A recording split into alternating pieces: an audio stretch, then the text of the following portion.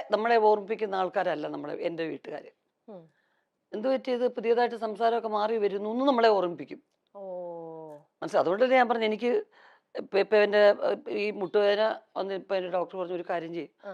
നിങ്ങൾ കഴിയുന്നത് ഈ രണ്ട് കാലും കൂടെ ഇങ്ങനെ തൂക്കിയിട്ടിരിക്കരുത്, നീര് വരും. ആ. അപ്പോൾ ഒരു കാലിൻ്റെ മുകളിൽ ഒരു കാല് വെച്ച് ഉം. അങ്ങനെ ഇരിക്കൂ. ഉം. പക്ഷെ എൻ്റെ വീട്ടിൽ സമ്മതിക്കത്തില്ല. എന്ത് പറ്റി മക്കളെ, കാല് ഭാരമായിട്ട് തോന്നുന്നോ, എന്ത് പറ്റി കാലുമേ കാലിട്ടൊക്കെ ഇരിക്കുന്നതെന്ന് ചോദിക്കും. ഉം. എന്നാലും ആരും ഇല്ലാത്തപ്പോൾ ഞാനപ്പോൾ യൂസ്ഡ് ആവുകയാണ്. ഉം. അപ്പോൾ അങ്ങനെയുള്ള നല്ല എഡ്യൂക്കേറ്റഡ് ആണ് എൻ്റെ അമ്മ. ഉം. പക്ഷെ എങ്കിലും പറഞ്ഞു തരുന്നൊക്കെ അങ്ങനെയുള്ള കാര്യങ്ങളാണ്.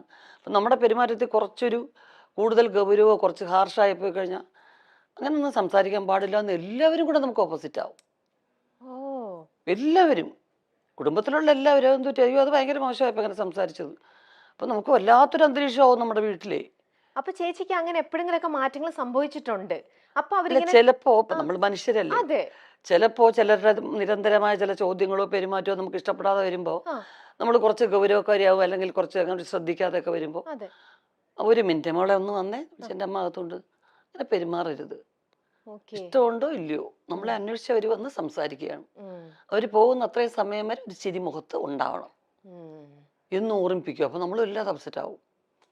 ഓ. മനസ്സിലായില്ലേ? അപ്പോൾ നമ്മുടെ ഓപ്പോസിറ്റ് ഇരിക്കുന്ന ആൾക്കാരുടെ ഉം. മനസ്സിനെ വ്രണപ്പെടുത്താത്ത രീതിയിൽ പെരുമാറിയേ പറ്റൂ ഉം. എന്നുള്ളത് നമ്മളറിയാതെ നമ്മുടെ മനസ്സിൽ കിടക്കുകയാണ്. ഉം. അപ്പോൾ നമ്മൾ കുറച്ച് എന്തെങ്കിലും ഇപ്പം ഇപ്പോഴൊക്കെ എന്ന് വെച്ച് കഴിഞ്ഞാൽ, എനിക്ക് ഒന്നാമത്തെ കാര്യം ലൈഫിൽ അഭിനയിക്കാൻ ഒട്ടും അറിയാത്തത് കൊണ്ട് ഉം. ചില കുറേ കൂടുതൽ ഇറിറ്റേഷൻ ഒക്കെ വരുമ്പോൾ കുറച്ചങ്ങ് പ്രകടിപ്പിച്ച് പോകും അറിയാതെ. അതെ. പക്ഷെ ഇത് വെച്ച് കഴിയുമ്പോൾ ഞാൻ ഓർക്കും, എൻ്റെ അമ്മയും എൻ്റെ വീട്ടിലുള്ളവരും എല്ലാം ഓർക്കും, അവര് അയ്യോ ഇവരാരെങ്കിലും അവരോട് പറയൂ.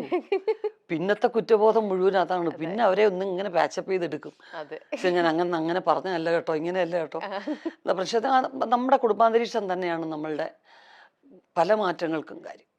ഓക്കെ. തീർച്ചയായിട്ടും. ഈ കൽപ്പന ചേച്ചി രഞ്ജിനി ചേച്ചിയായിട്ട് എനിക്ക് നല്ല അടുപ്പമുണ്ട്. നല്ല ഉർവശി ചേച്ചിനെ ഞാൻ ആദ്യമായിട്ട് ഇങ്ങനെ മീറ്റ് ചെയ്യണത്.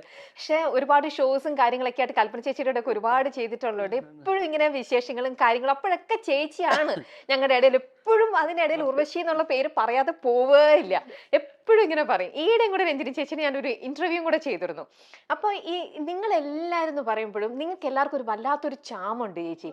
നിങ്ങൾ 3 പേരിലും നമ്മളെ എല്ലാവരും ഇപ്പോഴും ആ ഇഷ്ടം വെക്കുന്നതിൽ ഒരു വല്ലാത്തൊരു മാജിക് പവറാണ്. ഞാൻ എന്നോട് എപ്പോഴും ആലോചിക്കും, നിങ്ങളുടെ ബ്ലഡ് എടുത്ത് വേറൊരാൾക്ക് കൊടുത്താലും ഇതിങ്ങനെ തന്നെ കിട്ടും. നിങ്ങൾ എല്ലാവർക്കും ഇതേപോലെ ചിരിച്ച മുഖത്തോടെ ഇരിക്കാനും മറ്റുള്ളവരെ ചിരിപ്പിക്കാൻ എന്നൊക്കെ പറയുന്നത് ഒട്ടും തന്നെ ഈസി ആയിട്ടുള്ള ഒരു കാര്യമല്ല.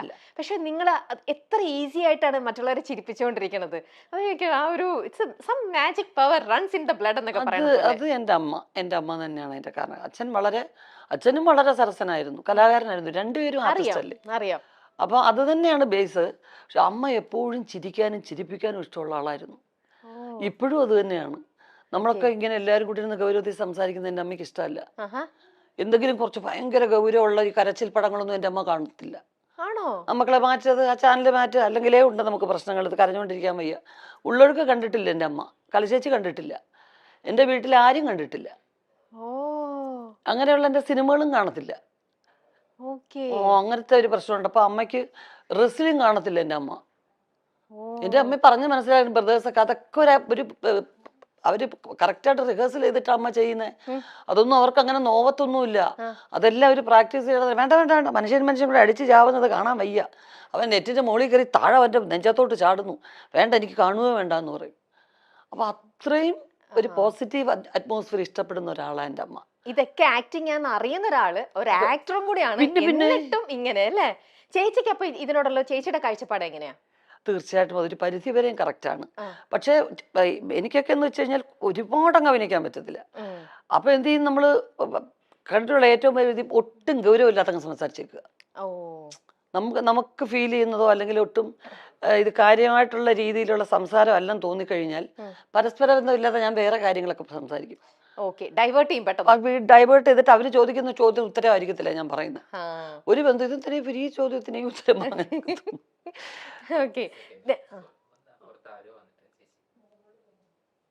വന്നിട്ടുണ്ടോ? മക്കളെ ഓടിവാടാ, അമ്മയുടെ കുഞ്ഞാണ്ട. മക്കളെ രമ്യ ചേച്ചി അറിഞ്ഞൂടെ?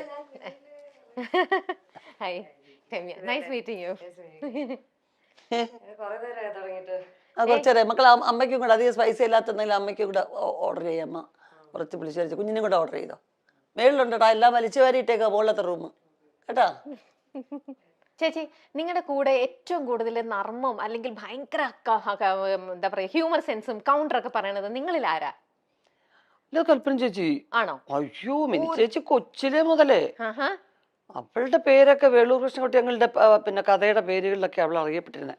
ആൾക്കൂട്ടത്തിൽ ഏലിയമ്മ അങ്ങനെയൊക്കെയാ വിളിച്ചിരുന്നത്. കാരണം വെച്ചാൽ എവിടെ ആൾക്കൂട്ടോ ബഹളം ഉണ്ടെങ്കിൽ അവിടെ അതിൻ്റെ ഇടയ്ക്ക് വരും. എന്താ നിങ്ങളെ കാര്യം എന്നിട്ട് ന്യൂസ് എത്തിക്കാനാ. ആഹാ. ഓ എന്നിട്ട് വണ്ടി ഇടിച്ചപ്പോ എന്തോ പറ്റി എല്ലാത്തിനും പറഞ്ഞിട്ട് പോപ്പുലർ ആയിരുന്നു കൽപ്പന ചേച്ചി ഇപ്പൊ തീരെ കൊച്ചില്. ചെറുപ്പം മുതൽ അങ്ങനെ തന്നെയായിരുന്നു. ചെറുപ്പം മുതലേ ഞാൻ popular ഈയിടെ രഞ്ജിനി ചേച്ചിയുടെ ഒരു ഇന്റർവ്യൂ എടുത്തിരുന്നു. കല ചേച്ചി നിങ്ങളുടെ വീട്ടിൽ ഏറ്റവും കൂടുതൽ ഹ്യൂമർ സെൻസ് ആർക്കായിരിക്കും? കൽപ്പന. ആണല്ലേ? പിന്നെ അതെ രഞ്ജിനി ചേച്ചി ഇത് തന്നെയാ അപ്പൊ പറഞ്ഞേ. അയ്യോ ഇത് നല്ലോണം ഇമിറ്റേറ്റ് ചെയ്യും. ആ. നമുക്ക് തോന്നും ആ ആളാണോ നമ്മുടെ മുമ്പിൽ ഇരിക്കുന്നതെന്ന് തോന്നും. സുന്ദരമായിട്ട് ഇമിറ്റേറ്റ് ചെയ്യും. ഓ അവര് നടക്കുന്ന പോലെ അത് ചെറുപ്പം മുതലേ ആ. എല്ലാവരും ഇമിറ്റേറ്റ് ചെയ്യും. എൻ്റെ അച്ഛൻ്റെ അമ്മ അമ്മയ്ക്ക് അങ്ങനെ വലുതായിട്ട് സിനിമയൊന്നും കാണത്തില്ല. ഈ ഭക്തി സീരിയലൊക്കെ മഹാഭാരതമൊക്കെ എന്ന് പറഞ്ഞ് തമ്പുരാനേ അതേ വാസുദേവായ എന്നൊക്കെ പറഞ്ഞ് മന്ത്രമൊക്കെ ജപിക്കും. പണ്ട് മഹാഭാരതത്തിന് ഒരു ഗ്ലോബൊക്കെ വരുമല്ലോ. അപ്പൊ അത് പറ്റിക്കുക. ഉമ്മ എണീക്കുമ്മ കൃഷ്ണൻ മരുന്നമ്മ എണീക്കുമ്മ തമ്പുരാനെ എന്തൊക്കെ അതൊക്കെ തൊഴും. അത് വേഷമാണോ ഇതാണെന്നുള്ള അത്ര ഇന്നസെന്റ് ആൾക്കാരായിരുന്നു നാട്ടുപുറത്തെ ശരിക്കും. അപ്പൊ രണ്ടുപേര് ഹഗ് ചെയ്യുന്നത് ഫിലിം ഒട്ടിച്ചിട്ടാണ് എന്നാണ് മിനി ചേച്ചിയെ പറഞ്ഞു അവതരിപ്പിച്ചിരിക്കുന്നത്. ഓ കാരണം ഇതൊക്കെ എല്ലാം ഒറിജിനലാണെന്ന് പറഞ്ഞ ഞങ്ങളൊക്കെ അഭിനയിക്കല്ലേ. എന്തുവായത് ഇങ്ങനെ അങ്ങ് കെട്ടിപ്പിടിക്കുവോ, എന്തൊരു മോശമായത്, അത് മാറ്റത് പിള്ളേർ വഷളാവാതെ എന്ന് പറയും. അപ്പൊ ഉടനെ ഞങ്ങളൊരു അമ്മമ്മ അങ്ങനെയല്ല അമ്മമ്മ, ഇവിടെ ഒരാൾ നിൽക്കും ഇവിടെ ഒരാൾ, എന്നിട്ട് ഈ ഫിലിം ഇങ്ങനെ ഒട്ടിക്കും അമ്മമ്മ എന്ന് പറഞ്ഞ് പറ്റിക്കും. മിനി ചേച്ചി ഇത് പറഞ്ഞ് അഭിനയിച്ച് പറ്റിക്കുന്നേ. എന്നിട്ട് പക്ഷെ വർഷങ്ങൾക്ക് ശേഷം എനിക്കത് ഒരനുഭവത്തിൽ വന്നു. അപ്പൊ ഞാൻ ആലോചിച്ചു, അയ്യോ പണ്ട് മിനി ചേച്ചി പറഞ്ഞൊരു തോന്നുന്നു. കാരണം മുരളിച്ചേട്ടൻ ഞാനും കൂടെ വെങ്കലത്തിലൊരു സംഗതി വരും. അപ്പൊ വെങ്കലത്തിൽ ഭയങ്കര മൊശടനായിട്ടുള്ള ഒരാളായിട്ടാണ് മുരളിച്ചേട്ടൻ. കല്യാണം വേണ്ട. അപ്പൊ ഒരു ഫസ്റ്റ് നൈറ്റ് സീക്വൻസ് ആണ്. അപ്പൊ ഞാൻ കൊച്ചാട്ടാന്നാ വിളിക്കുന്നത്, ഞാൻ എന്റെ ബന്ധുവും കൂടാ. കൊച്ചാട്ടൻ എൻ്റെ കൂടെ ലവ് സീൻ അഭിനയിക്കാൻ വലിയ പാടാണ്. അപ്പൊ ഞാനും പറഞ്ഞു ഞാനും ലവ് സീൻ അഭിനയിക്കാൻ ഭയങ്കര മോശം, അത് പറഞ്ഞെങ്കിലും അറിയാം. പങ്കിള് പറഞ്ഞു ഇപ്പൊ ഇത് എടുക്കാണ്ടിരിക്കാൻ നിവൃത്തിയില്ലല്ലോ. പിന്നെ ഇങ്ങനെ ആലോചിച്ചിട്ടാണ് എൻ്റെ ഒരു ശില്പം വെച്ചിട്ട് എൻ്റെ ദേഹത്ത് തൊടുന്നതും ഒക്കെ ആ ശില്പത്തിനെ തൊടുന്നതായിട്ടാണ് കാണിച്ചിരിക്കുന്നത്. പിന്നെ രണ്ടുപേരും ഇങ്ങനെ ഹഗ് ചെയ്യുന്നൊരു സീക്വൻസ് ഉണ്ട്. അതിന് മുരളിച്ചേട്ടൻ അത്രയും ദൂരം അവിടെ, ഞാനിവിടെ, രണ്ട് ഷാഡോ പ്ലേ പോലെ.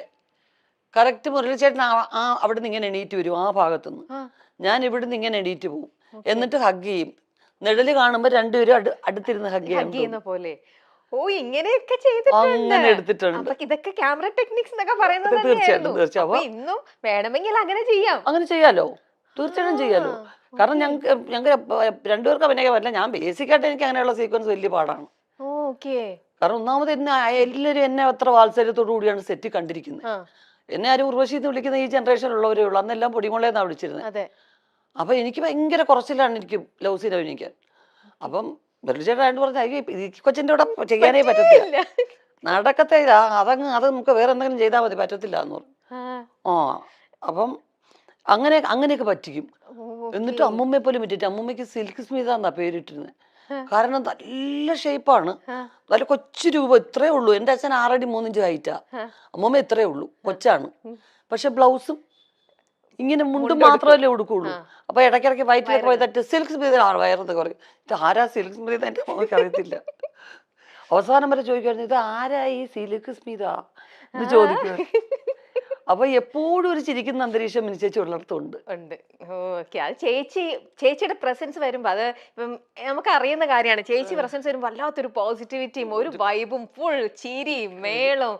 എത്ര വിഷമവും എത്ര ടെൻഷനും നമുക്കുണ്ടെങ്കിൽ അതെല്ലാം നമ്മൾ മറന്നു പോകും. അതൊക്കെ ശരിക്കും ഒരു ദൈവത്തിന്റെ ഒരു അനുഗ്രഹം തന്നെയാണ്. നമുക്ക് ആ ഒരു പോസിറ്റിവിറ്റി മറ്റുള്ളവർക്ക് സ്പ്രെഡ് ചെയ്യാൻ പറ്റും. കുടുംബത്തിൽ നമുക്കൊരു സ്വാതന്ത്ര്യം ഉണ്ടാവുക, കുടുംബത്തിൽ രസകരമായിട്ടുള്ള കാര്യങ്ങൾ നമ്മുടെ കുടുംബത്തിൽ നടക്കുക എന്ന് പറയുന്നത് ഒരു വലിയ കാര്യം. ഓക്കെ ചേച്ചി ഇന്ന് നമ്മുടെ മൈൽ സ്റ്റോണിൽ ഇന്ന് രാവിലെ ഇന്റർവ്യൂ ചെയ്ത മനോജ് ചേട്ടന്റെ ഒരു ഇന്റർവ്യൂ ഉണ്ടായിരുന്നു. അതിനകത്ത് ചേട്ടൻ പറഞ്ഞിട്ടുണ്ട് മോൾക്ക് അഭിനയത്തിലേക്ക് വരാനായിട്ട് ഭയങ്കര ഇൻട്രസ്റ്റ് ആണ്. അപ്പൊ അത് വേണ്ടിയിട്ട് ഞാൻ അവൾക്ക് വേണ്ടിയിട്ട് വനിതയിൽ വിളിച്ചിട്ട് ഒരു ഫോട്ടോ ഷൂട്ട് ഞാൻ അറേഞ്ച് ചെയ്ത് കൊടുത്തു എന്നൊക്കെ പറഞ്ഞു. ഇപ്പോ നമ്മുടെ ഈ വിമർശകരും ഒരുപാടുണ്ടല്ലോ. നമ്മുടെ ഇന്നത്തെ നിങ്ങൾ എന്ത് അനങ്ങിയാലും മിണ്ടാതിരുന്നാലും എന്തിനും എല്ലാത്തിനും വിമർശിക്കുന്ന സമൂഹവും ഉണ്ട് നമ്മുടെ കൂടെ. ഇപ്പൊ പറയുന്ന എല്ലാവരും യൂഷ്വലി യൂസ് ചെയ്യുന്ന ഒരു വേർഡാണ് നെപ്പറ്റിസം എന്ന് പറയുന്നത്. അച്ഛന്മാര് ഫീൽഡിൽ നിൽക്കുമ്പോൾ മക്കൾ അതിനകത്തേക്ക് സ്വാഭാവികമായിട്ട് വരും. എന്താ ഡോക്ടേഴ്സിന്റെ മക്കളും ഡോക്ടേഴ്സ് ആവുന്നുണ്ട്, ടീച്ചേഴ്സിന്റെ മക്കൾ ടീച്ചർ ആവുന്നുണ്ട്. പക്ഷെ സിനിമയിൽ ഇപ്പൊ നമ്മൾ കൂടുതലായിട്ടും സിനിമയിലുള്ളവരുടെ ഒക്കെ മക്കള് ഇതിലിപ്പോ സജീവമായിട്ട് ഇപ്പൊ ഒരുപാട് പേരെ നമുക്ക് എണ്ണത്തിൽ ഉണ്ട്. അതുകൊണ്ട് തന്നെ സോക്കോൾഡ് ഇപ്പൊ എല്ലാവരും പറഞ്ഞത് നെപ്പോ കിഡ് എന്ന് പറഞ്ഞിട്ട് നെപ്പോ കിഡ്സ് എന്നുള്ള ഇതിലേക്ക് വരുന്നു. ചേച്ചിക്കും ഇപ്പം നിങ്ങളുടെയും മകള് ഇതിലേക്ക് വരികയാണെന്നുണ്ടെങ്കിൽ ഇത്തരത്തിലുള്ള വിമർശനം മറ്റേ സൈഡിൽ നിൽക്കുകയും ചെയ്യുമ്പോൾ ചേച്ചി ഇതിനെ എങ്ങനെ കാണുന്നത്? എനിക്ക് അവളെ കൊച്ചിലേ മുതലേ ഒരു ഫോട്ടോയ്ക്ക് പോലും നിർത്തുന്ന ഇഷ്ടം ഉണ്ടായിരുന്നില്ല. ഞാൻ മാത്രമേ ഉള്ളൂ വീട്ടിൽ അങ്ങനെ വേണ്ട അവള് പഠിക്കണം, എനിക്ക് പഠിക്കണമെന്ന് വലിയ ആഗ്രഹമായിരുന്നു. അപ്പോൾ അവള് പഠിക്കാൻ നല്ല മിടുക്കിയായിരുന്നു. അപ്പോൾ അത് +2 ഒക്കെ കഴിഞ്ഞ് 85% ഉള്ള മാർക്ക് ഒക്കെ എടുത്ത് പഠിച്ചു കഴിഞ്ഞ് അവള് ബാംഗ്ലൂർ ഹോസ്റ്റലിൽ ചേർന്നാണ് കോഴ്സ് പാസ്സാവുകയൊക്കെ ചെയ്തത്. അപ്പോൾ ഞാൻ പറഞ്ഞു ജോലി, നിന്റെ പഠിത്തത്തിനുള്ളൊരു ജോലി നീ ചെയ്ത് ആ ശമ്പളം പറ്റി അതിനകത്തുനിന്ന് സ്വന്തം ചെലവിൽ കാര്യങ്ങളൊക്കെ നടത്തി പൈസയുടെ വില അറിയണം. അല്ലെങ്കിൽ ഒരു സെലിബ്രിറ്റി കുട്ടിയായിട്ട് മാത്രം വളർന്നാൽ ശരിയല്ലല്ലോ. പക്ഷെ അവൾ അക്ഷരം പ്രതി അനുസരിച്ചു. പിന്നെ ഡബ് സ്മാഷും അതും ഇതും ഒക്കെ എല്ലാം ശിവൻചേട്ടനാണ് പ്രോത്സാഹിപ്പിക്കുന്നത്. എപ്പോഴും കൂടുതൽ ഇത് അതെന്താ നിനക്ക് അങ്ങനെ, ഓക്കെ ഇങ്ങോട്ടാണ് വരാൻ ഇഷ്ടം എന്ന് പറഞ്ഞാൽ അപ്പം എല്ലാ കാര്യങ്ങളും കമ്മ്യൂണിക്കേറ്റ് ചെയ്യുന്ന കൂടെ അവിടെ ചാച്ചാ ഞാൻ ഒരെണ്ണം അയച്ചിട്ടുണ്ടെന്നാ ഒന്ന് കാണണേ, എന്നിട്ട് അമ്മയെ ഒന്ന് കാണിച്ചു നോക്ക് എന്ന് പറയും. അപ്പൊ ഞാനിത് വലിയ ശ്രദ്ധിക്കുന്നതായിട്ട് ഭാവിക്കത്തൊന്നുമില്ലായിരുന്നു. പക്ഷെ അവള് ഹ്യൂമർ നല്ലോണം ചെയ്യും. മിനിച്ചേച്ചിയുടെ ഹ്യൂമർ അവൾക്ക് കിട്ടിയിട്ടുണ്ട്. ബ്ലഡിലല്ലേ അത് എനിക്ക് അതാണ് എനിക്ക് ഞാൻ അകറ്റി തന്നെ കാരണം ഹ്യൂമർ പെർഫോം ചെയ്യാനാണ് ഇഷ്ടം. എന്റെ ഹ്യൂമർ സീൻസ്, മിനിച്ചേച്ചിയുടെ ഹ്യൂമർ സീൻസ്, ദിലീപിന്റെ ഇതൊക്കെയാണ് ഡബ് സ്മാഷ് എടുക്കുന്നത്. അല്ലാതെ സീരിയസ് ആയിട്ടുള്ള സീൻസോ ഡാൻസോ അതൊന്നും അല്ല. കുഞ്ഞിലെ മുതൽ അച്ഛൻ്റെ അമ്മയുടെ എന്റെ ആ കട്ട് കട്ട് കട്ട് എന്ന് പറഞ്ഞ സാധനം ആണ് ബിഗിനിങ് ചെയ്തുകൊണ്ടിരുന്നത്. പിന്നെ കിലുക്കത്തിലെ രേവതിയുടെ അപ്പൊ പെനയും അമ്മ മെനയും അതൊക്കെ എടുക്കുന്നത്. കൊച്ചിലെ ഞാൻ പിന്നെ അവളെ ഉറക്കാനും അവളെ എന്റർടൈൻ ചെയ്യിക്കാനും എടുക്കുന്നത് കിലുക്കത്തിലെ രേവതിയുടെ ഡയലോഗ്സാ. കൊരങ്ങിന് വേണോ അതൊക്കെ ഞാൻ അഭിനയിച്ച് കാണിക്കണം. അപ്പൊ അപ്പം മുതലേ എനിക്കറിയാം ഇവൾക്ക് ഹ്യൂമറിനോടാണ് താല്പര്യം കൂടുതൽ. പിന്നെ വീട്ടിലെപ്പോഴും തമാശ പറയുന്ന ആൾക്കാരല്ലേ. അപ്പൊ എന്നോട് പറഞ്ഞപ്പോ ഞാൻ പറഞ്ഞു ജോലിയൊക്കെ ചെയ്തിട്ടാട്ടെ എന്ന് പറഞ്ഞു. ജോലി ചെയ്തു, ശമ്പളമൊക്കെ വാങ്ങിച്ചു. ഞാൻ 450യുടെ ഒരു ടോപ്പ് എടുത്തു. അപ്പൊ സമാധാനമായി എനിക്ക്. കാരണം ഞങ്ങള് ഷോപ്പിങ്ങിന് കൊണ്ടുപോകുമ്പം അതൊന്നും അല്ല ചെലവ്. അപ്പൊ ഇത് സ്വന്തം ചെലവില് അങ്ങനെ 450 രൂപയുടെ ടോപ്പ് എടുത്തൊക്കെ വലിയ കാര്യമായിട്ട് പറയുന്നുണ്ടല്ലോ. അപ്പൊ അത് കഴിഞ്ഞപ്പോ കഴിഞ്ഞ വർഷം ലാസ്റ്റ് ആയപ്പോ എന്നോട് പറഞ്ഞു എനിക്ക് അമ്മ എല്ലാരും എന്നെ കമ്പൽ ചെയ്യുന്നു. അവള് ലണ്ടനിൽ അവിടെ ഒരുപാട് ഫ്രണ്ട്സ് ഉണ്ട്, അവിടെ കൂടെ പഠിച്ചവരും ഒക്കെ. അപ്പൊ അവിടുത്തെ ഫ്രണ്ട്സ് എല്ലാം പറയുന്നു അതെന്തുകൊണ്ട് 9th പഠിച്ചപ്പോ അമ്മ വന്നു അഭിനയിക്കാൻ. അപ്പൊ ഇത്രയായി ജോലിയും കഴിഞ്ഞിട്ട് ഇനി മോളെ അഭിനയിക്കാൻ വിട്ടാൽ എന്താ കുഴപ്പം എന്ന് ചോദിക്കുന്നു. ഞാൻ ഒരു വർഷം ഒന്ന് ട്രൈ ചെയ്ത് നോക്കട്ടെ, ഇല്ലെങ്കിൽ കുഴപ്പമില്ല.